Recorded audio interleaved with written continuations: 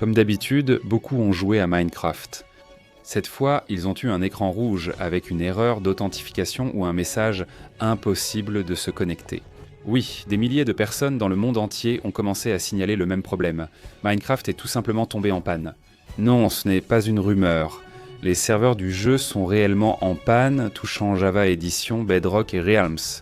Les pages officielles du jeu affichaient des alertes d'instabilité, confirmant que quelque chose de sérieux était en train de se passer. Cela s'est même apparu sur des sites comme Down Detector. On peut voir sur le graphique le pic de réclamation, signalant l'erreur que des milliers d'utilisateurs rencontraient. Ceux qui ignoraient tout ont paniqué. Sur Twitter, de nombreux utilisateurs paniquèrent, qu'ils veuillent juste jouer en survie ou qu'ils travaillent sur des modes, serveurs et datapack. Il y a même eu des gens qui m'ont envoyé des messages privés en disant que Java allait être abandonné parce que Mojang allait se concentrer définitivement sur la version Bedrock. Honnêtement, je pense encore que Java pourrait disparaître dans 10 ans, mais c'est un autre sujet. La vérité, c'est que ce n'était rien d'autre qu'une grosse frayeur. Le problème était dû à une défaillance structurelle de Microsoft, impactant plusieurs de ses services. Malgré le temps pris, tout fut résolu en quelques heures. Mais si je te disais que cette peur n'était peut-être qu'un début? Oui, croyez-le ou non, Mojang est poursuivi en justice et risque de perdre, un sujet déjà très discuté à l'étranger depuis des mois. Il se peut que Minecraft, tel que nous le connaissons aujourd'hui, disparaisse. Ce n'est pas exagéré. C'est vraiment une affaire sérieuse concernant les directives de Mojang. Aussi comique que cela puisse paraître, Mojang a un problème. Mais pourquoi? L'histoire s'est enrichie en rebondissements, met en scène des armes à feu pixelisées, un programmeur, des nuits blanches et un changement soudain des règles de Mojang. Nous évoquons Kian Ambroise, un enfant ayant grandi avec Minecraft, appris à programmer puis devenu développeur, qui, en plus d'être dévoué et passionné, avait aussi cette obstination typique de ceux qui n'acceptent pas d'entendre « ça ne marchera pas ». Après des années de pratique et d'études, il a misé gros. Il ne voulait pas d'un serveur classique avec des mini-jeux et modes déjà vus. Il cherchait quelque chose de différent, audacieux et fédérateur autour d'une idée originale. Son idée, c'était justement de mélanger le côté bac à sable mignon de Minecraft avec un élément polémique et accrocheur, des combats avec des armes à feu. Ne croyez pas que c'était un projet amateur. Kian s'est totalement investi, dépensant des milliers de dollars en marketing, engageant du personnel, promouvant sur les réseaux sociaux et planifiant tout avec soin. Des mécaniques de combat au système de progression, il a pu transformer sa passion en carrière, loisirs et entreprise. Mais alors, quand tout était sur le point de décoller, la douche froide est arrivée. À la veille de l'ouverture, Mojang a tranché. Les armes et fusils ne respectent pas l'exigence de contenu adulte pour les serveurs commerciaux. En somme, soudainement, c'était interdit. Et alors, le château de sable s'est effondré. L'argument semblait fragile et même contradictoire. Des serveurs comme ePixel proposaient donc déjà des mini-jeux remplis d'armes et d'explosions sans que personne ne s'en alarme. De plus, le marketplace de Mojang vendait des packs contenant des armes numériques et des fusillades stylisées. Pourquoi bloquer le serveur d'un indépendant? Pour la communauté, c'était clair, 2 poids, 2 mesures. Les grands, générant argent et prestige pour Mojang, continuaient, tandis que les petits créateurs étaient un tête écarté sans pitié. Le projet de Kian, pourtant prometteur, a été stoppé net avant même de démarrer. C'est là que la situation a été la plus difficile. Ce qui a dérangé Kian et d'autres développeurs, c'est moins l'interdiction que la manière dont elle a été appliquée. Mojang a changé les termes de l'End User License Agreement, le contrat qui fixe ce qui est permis dans Minecraft. Cela s'est fait sans avertissement ni annonce officielle. Rien. C'était comme changer les règles d'un match de football en plein milieu du jeu, laissant tout le monde perdu. Brusquement, des administrateurs ayant investi temps, argent, nuit blanche et réputation se sont retrouvés menacés de disparaître du jour au lendemain. Mais Kian ne s'est pas contenté de râler. Lui et d'autres développeurs sont allés voir Mojang pour obtenir des réponses. La question était simple.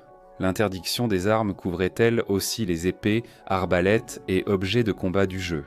La réponse est venue courte, sèche et sans place pour l'interprétation.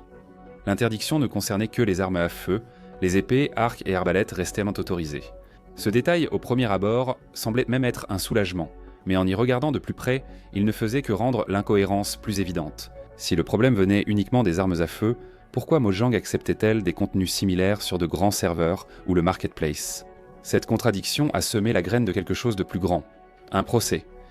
Au milieu de la confusion, l'équipe d'application de Mojang est apparue pour offrir un répit temporaire. Ils ont dit qu'en attendant la décision finale, les serveurs tiers pourraient encore utiliser des armes à feu.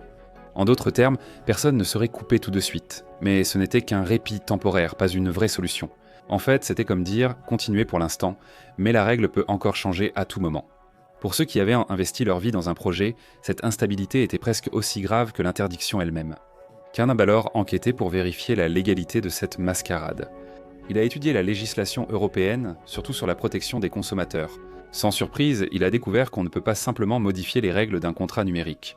Du jour au lendemain, sans préavis, sans transparence et sans alternative. Selon le proverbe, les avocats sont la classe la plus ennuyeuse du pays. Juridiquement, Mojang avait un gros problème.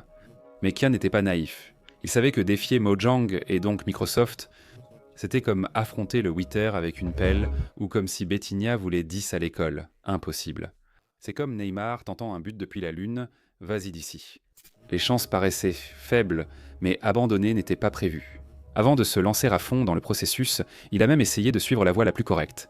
Il a cherché de l'aide auprès d'institutions légales en Suède, il a frappé à la porte d'organismes européens, il a essayé d'attirer l'attention des autorités et, devine quoi, personne n'a voulu s'en mêler. L'appel public est arrivé début 2025 via une vidéo qui a déclenché l'histoire. Ce n'était pas un simple coup de gueule ou un post isolé, mais un témoignage long, structuré et étayé de preuves. Des captures d'écran et des comparaisons montraient que la dispute sur le serveur n'était que la partie émergée de l'iceberg. Kian a dit que tout a commencé en avril 2023, quand il a reçu une action contractuelle illégale de Mojang. Il avait investi temps et argent dans un projet soudainement invalidé par un changement unilatéral des règles.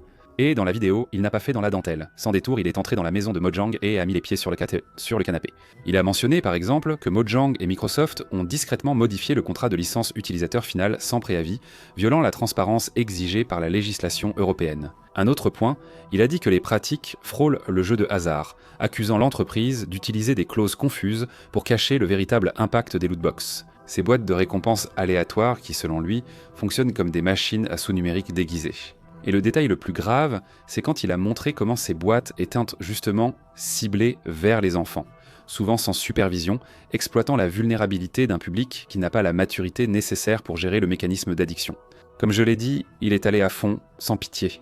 Je précise que le problème n'était pas une simple erreur ni une règle mal expliquée, mais un système entier conçu pour avantager l'entreprise. Kian a répété plusieurs fois le mot « blindage ». Pour Kian, le contrat de licence utilisateur final et ses clauses servent de protection à l'entreprise. Comme je l'ai dit, poursuivre une entreprise milliardaire diffère d'ouvrir un serveur le week-end. Les calculs montraient qu'un tel procès pouvait durer de 9 mois à 3 ans, avec des avocats facturant de 2 à 400 $ de l'heure. Même en tenant compte du fait qu'une grande partie de ce temps serait passée à attendre, la facture finale restait élevée. Environ 83 000 $ pour n'importe quelle personne ordinaire. C'était invivable. Kian a alors lancé une cagnotte en ligne, annoncée dans la vidéo. Beaucoup pensaient que cela échouerait, mais Internet réserve souvent des surprises. En quelques jours, la somme dépassait déjà 150 000 $. Assez d'argent pour couvrir les frais du procès, engager des avocats spécialisés et assurer une solide représentation. La communauté aime-t-elle vraiment voir le chaos ? Bref, une simple plainte d'un fan est devenue un combat officiel contre un géant. Björn Pacha, de l'ordre des avocats suédois, est intervenu en vidéo pour confirmer qu'il s'agirait d'une action collective contre Mojang, abordant divers sujets communautaires. Mojang serait donc attaqué sur plusieurs fronts. Le plan est simple et direct, annuler la migration forcée des comptes en restaurant les anciens profils qui ont été supprimés de force. Contraindre l'entreprise à respecter la protection des consommateurs, informer des changements et offrir un vrai choix aux joueurs. Supprimer les clauses cachées qui autorisent actuellement des pratiques proches des jeux de hasard. Montrer qu'une entreprise milliardaire ne peut pas simplement changer les règles, en plein milieu de la partie, sans rencontrer de résistance. Les gars, Mojang a un gros problème. Dans la vidéo, lui et l'avocat précisent qu'ils n'agissent pas seulement par indignation, mais parce qu'ils croient avoir une réelle chance de gagner. Au final, l'ambiance est presque celle d'une campagne, et tout Internet soutient la cause. Les étrangers pensent que cela pourrait être la première fois que la communauté armée de fonds, d'une équipe qualifiée, d'organisation et de patience, peut vraiment tenir tête à une entreprise de la taille de Microsoft et en ressortir avec quelque chose de concret entre les mains. Pour répondre à la question, Minecraft peut-il finir tel que nous le connaissons ? Oui, il est probable que de nombreux changements surviennent avec cette mobilisation, vu l'ampleur du mouvement et l'impact des nouvelles. Modification de l'End User License Agreement du Marketplace et de l'équipe, enfin.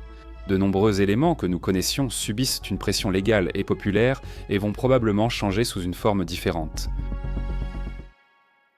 Comme il s'agit de choses suédoises ou venant de l'Union européenne, Moi personnellement, je n'ai pas de preuve publique que le processus ait déjà avancé, qu'il y ait eu un jugement ou une décision formelle. C'est une histoire intéressante. Ce n'était d'ailleurs pas la première fois que Mojang était poursuivi. Le premier cas notable remonte à 2011 quand Mojang était encore petite et que Minecraft devenait un phénomène mondial. Le studio voulait lancer un nouveau jeu de cartes numériques nommé Scrolls, mais a dû faire face aux géants propriétaires de la franchise The Elder Scrolls. Pour eux, utiliser le nom Scrolls pouvait créer de la confusion sur le marché, puisque tout le monde associait ce mot directement à leur série de role-playing games. Le conflit a été porté devant les tribunaux suédois par Zenimax, société mère de The Elder Scrolls, qui a exigé que Mojang cesse d'utiliser ce nom. Le célèbre Notch a réagi, comme toujours, avec ironie, et il est même allé jusqu'à proposer de régler tout ça en player versus player. La défense de Mojang a été que Scrolls est un mot générique et qu'aucune entreprise ne peut en revendiquer le monopole. Le tribunal a autorisé Mojang à utiliser temporairement le nom pendant la procédure. Et à la fin de 2012, les parties sont parvenues à un accord. Mojang a cédé la marque Scrolls, mais garde le droit d'utiliser ce nom pour ce jeu seulement. Il était interdit de créer des suites ou des titres similaires. Autrement dit, une victoire pour Mojang qui est sorti la tête haute et a réussi à sortir le jeu. Et c'est drôle, ou du moins curieux, de voir comment Mojang, au fil de tant d'années d'histoire, a traversé divers problèmes juridiques. À tout moment, elle était sur la corde raide. Elle a failli disparaître et nous n'en avions même pas la moindre idée. Le second procès portait sur un autre problème, impliquant l'entreprise Uniloc, réputée comme un troll de brevet. Pour ceux qui n'en ont jamais entendu parler, un troll de brevet ne crée rien, ne développe rien, ne sort aucun jeu. Ce qu'ils font, c'est acheter des brevets très vagues et génériques, puis poursuivre en justice les entreprises bon TBEs qui, d'une manière ou d'une autre, finissent par utiliser une idée similaire. C'est comme si quelqu'un brevetait le fait d'appuyer sur un bouton pour ouvrir une porte, puis poursuivait en justice. Tous ceux qui créaient un jeu avec des portes, c'est ce qui s'est passé en 2012 quand Uniloc a attaqué Mojang. Cible, le système d'authentification de Minecraft sur Android, vérification où le jeu se connecte au serveur central pour vérifier si vous possédez la version officielle ou une version piratée. Rien d'extraordinaire jusque-là, mais Uniloc affirmait que cette procédure violait leurs brevets et leur revenait. Voici l'absurdité. Le brevet disait simplement, ouvrez les guillemets, vérifier la licence d'un logiciel via un serveur central, fermez les guillemets. Oui, c'était tout. Toute application nécessitant une connexion en ligne, une mise à jour cloud ou une validation d'achat était concernée. En somme, si cela passait, Uniloc pourrait poursuivre la moitié de l'industrie technologique. C'est comme si un programmeur brevetait une ligne de code simple et poursuivait tous ceux qui l'utilisaient avec des chiffres. Le procès a été intenté au tribunal de l'Est du Texas, un endroit célèbre aux États-Unis justement parce qu'il est amical, entre guillemets, envers ce type d'entreprise. Ce n'est pas un hasard. Le district était réputé pour ses jurés favorables aux brevets et ses décisions rapides en faveur des trolls. Autrement dit, c'est là que Jimmy, de Better Call Saul et de Breaking Bad, tiendrait ses procès. C'était le terrain parfait pour qu'un avocat intelligent extorque de l'argent à Mojang. Mais Notch n'a pas cédé. Comme toujours, il a exprimé son avis sur Twitter. Il a jugé révoltant de devoir perdre temps et argent à se défendre contre un troll de brevet, une frustration partagée. La communauté Minecraft était indignée, joueurs et développeurs y voyant une attaque directe. Non seulement contre le studio, mais aussi contre toute l'idée d'innovation sur le marché. Mojang non plus ne s'est pas laissé intimider. Plutôt que de négocier ou payer un accord rapide comme beaucoup, elle a choisi d'engager des avocats et de se battre. La stratégie a été d'affirmer que le brevet d'Uniloc était invalide car trop générique. Malheureusement, le procès a duré des années, avec des recours et de l'incertitude, jusqu'à la décision finale en 2016. Le tribunal a annulé le brevet d'Uniloc, libérant Mojang du procès et affaiblissant ses entreprises dans le secteur du jeu vidéo. Il y a aussi un troisième cas, plus curieux que sérieux, qui a marqué son époque. La communauté Minecraft était réputée pour sa créativité sans limite. Parmi cette vague d'imagination, certains fans ont créé des serveurs de mini-golf virtuels. Mais au lieu de l'appeler mini-golf, ils ont appelé les cartes et serveurs Putt-Putt. Ce n'est pas un nom générique, mais celui d'une célèbre chaîne américaine de divertissement. En plus d'être une marque déposée, Putt-Putt n'a pas du tout apprécié de voir son nom circuler dans l'univers cubique de Minecraft. Elle a envoyé à Mojang une mise en demeure. L'accusation reprochait à Mojang de tolérer l'abus de sa marque sur ses serveurs et exigeait qu'elle agisse. Comme d'habitude, Notch a réagi avec humour et s'est exprimé sur Twitter. Il a expliqué qu'il ne pouvait pas contrôler tout ce que les joueurs créaient dans leur monde ou serveur. Minecraft étant un jeu sandbox, l'intérêt est de laisser le public créer librement. Pour compléter, Notch a même ajouté une remarque, ouvrez les guillemets. Oh, c'est comme blâmer le fabricant de papier parce que quelqu'un a dessiné une marque déposée sur une feuille. L'argument était parfaitement adapté. Au fond, c'était exactement ça. Il n'est pas possible de limiter la créativité dans un jeu qui permet d'être créatif. Ce sont les fans, pas l'entreprise, qui ont utilisé la marque. L'affaire n'a donc jamais donné lieu à un vrai procès. Parce que Put elle-même a compris que Mojang n'avait pas de responsabilité directe et l'affaire s'est calmée sans plus de conséquences. Tout cela a mené à une question clé. Jusqu'où une plateforme est-elle responsable du contenu créé par sa communauté ? Ce débat n'est pas seulement une curiosité, il continue encore aujourd'hui. Ironiquement, cette question est centrale dans le procès de Kian Brice. Comme pour l'affaire Put, la question est de déterminer l'étendue du pouvoir et de la responsabilité de Mojang sur son jeu. Et si elle supprime vraiment des projets honnêtes comme celui de Kian ? Cette fois, il ne s'agit pas d'une notification amusante, mais d'une action collective pouvant bouleverser les bases légales de gestion des contrats et de la communauté d'une entreprise. Au final, seul le temps nous le dira. Et puisqu'il me suit sur Instagram, @einmani77, si même eux me suivent, tu peux me suivre aussi.